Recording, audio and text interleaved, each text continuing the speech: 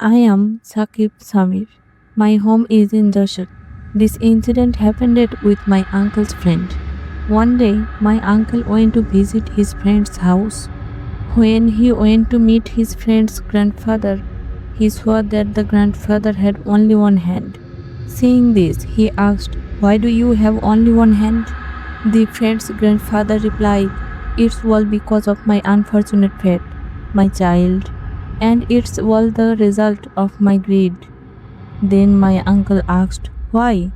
At the moment, his friend's grandfather started telling his story. "Our ancestral home is in Chandpur district.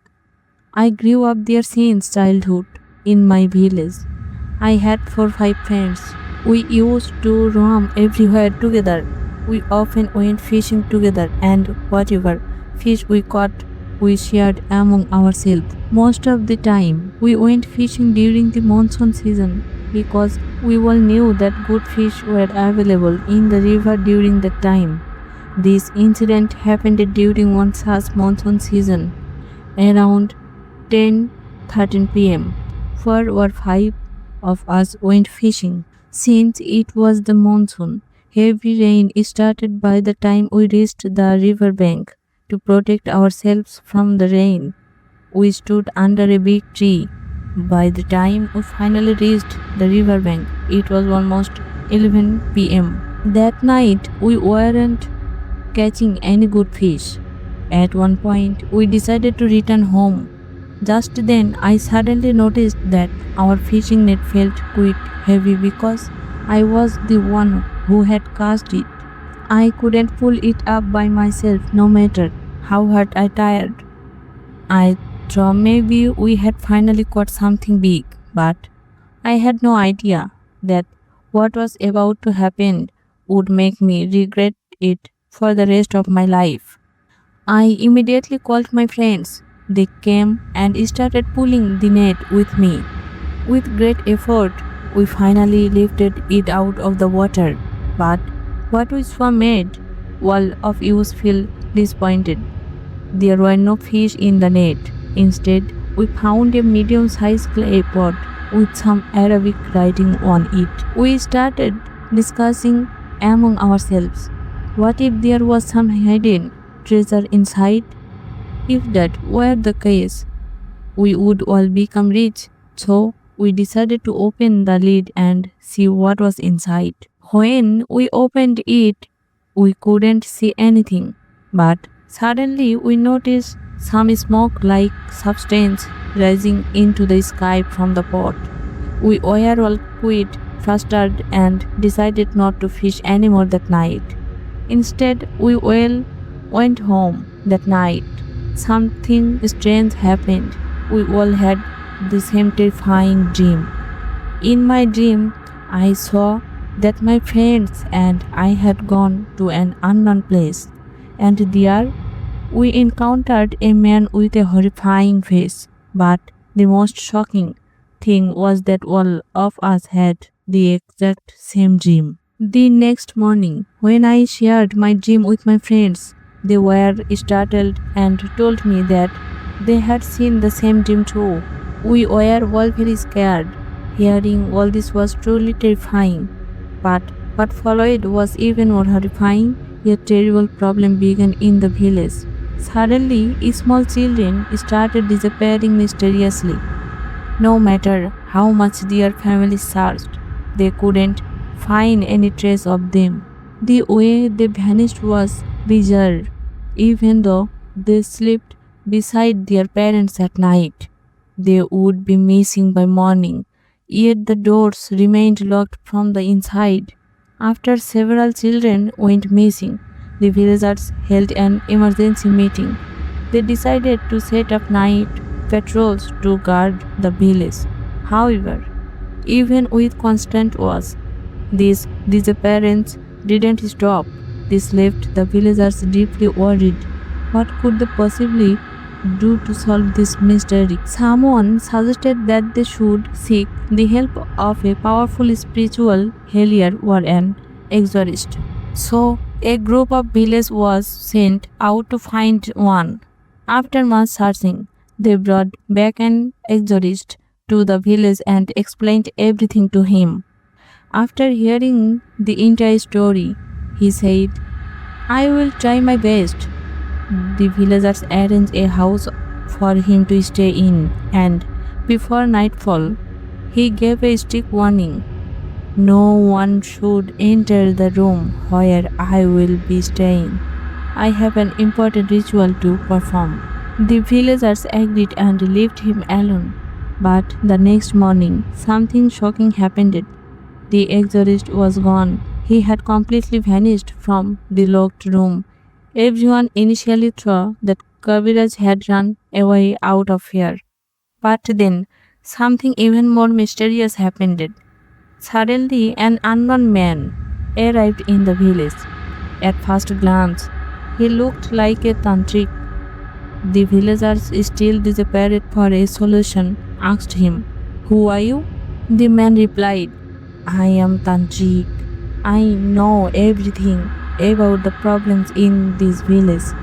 That is why I have come to solve them. Suspicious, the villagers asked, Where do you live? And how did you come to know about our village troubles?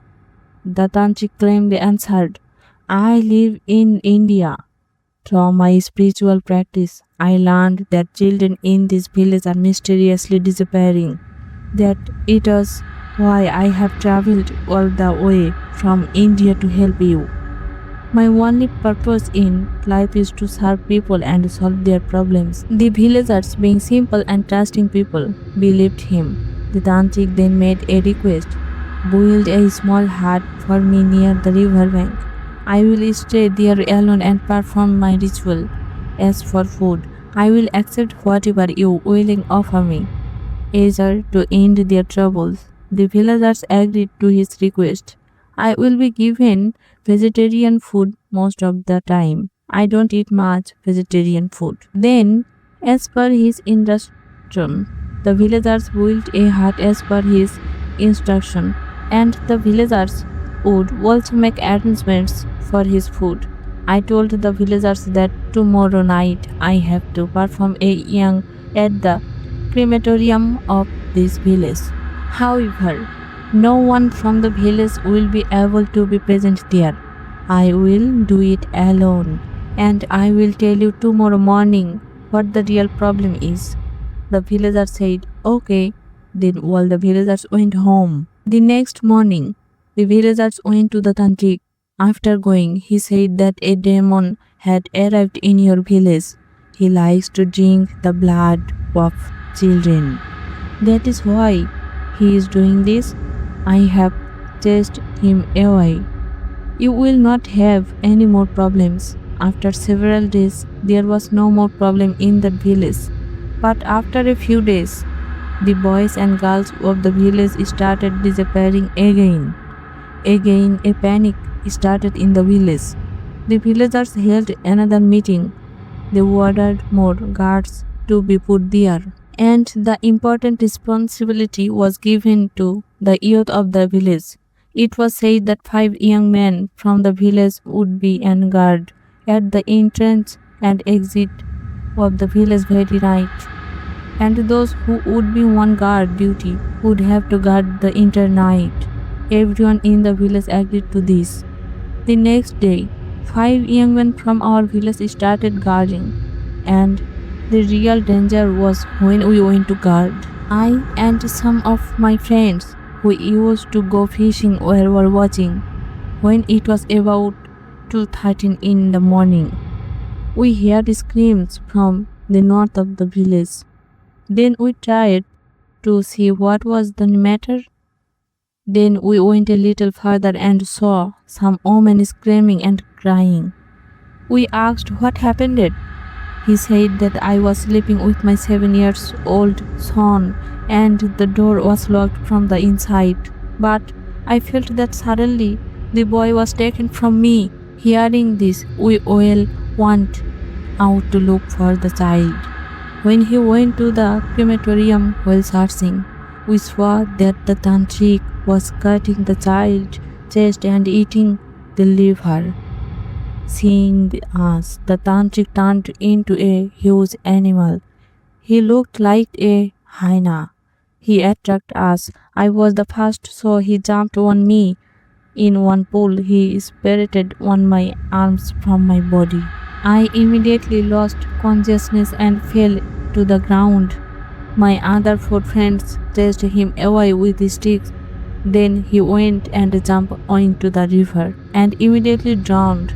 My friends caught me and took me to my house. Then we went to the imam of our village. He took a day off. The next day, the master found out his pet jinn and told us that the one you thought was a tantric was actually a bad jinn. But he was previously the soul of the tantric and he used him to do various things. And his favorite food was the liver of minor children. The tantric would kidnap minor children and feed their lives to his pet jinn. Suddenly one day, the jinn disobeyed one of the tantric's instructions. So the tantric imprisoned the jinn in a clay pot and threw into the river. We went fishing and found that pot and opened it, freed the jinn. He had not eaten the liver for the child for a long time. He was very hungry. That is why he kidnapped children from their homes in the village and started eating the liver. He may have come to his village in the guise of a tantric with some other bad intention. And he attacked when he was caught. Now there will be no more problems.